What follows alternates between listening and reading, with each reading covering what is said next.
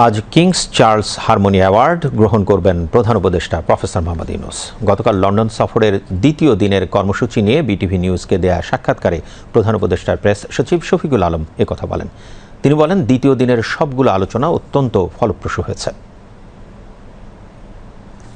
ব্রিটেনের national security adviser Jonathan Powell এর সাথে মিটিং। জোনাথন পাওয়েল খুবই ইম্পর্টেন্ট এক ব্যক্তিত্ব।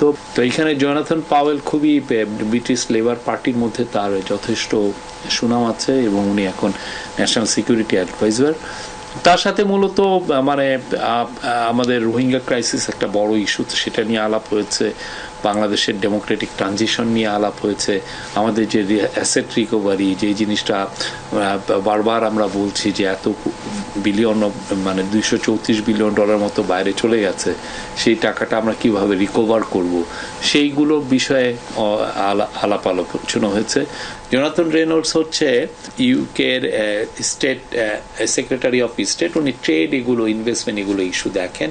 ওনার সাথে আলাপ হলো যে বাংলাদেশে কিভাবে ট্রেড অ্যান্ড ইনভেস্টমেন্টটা বাড়ানো যায়, ব্রিটিশ ইনভেস্টরদেরকে কিভাবে আরো উদ্বুদ্ধ করা যায়, তারপরে আমরা কিভাবে ডিজিটালাইজেশন কাজগুলো কিভাবে এগিয়ে নিতে পারি, ওদের সাথে আমাদের কি কোথায় কোথায় কোঅপারেশন আরো এনহান্স করা যায়।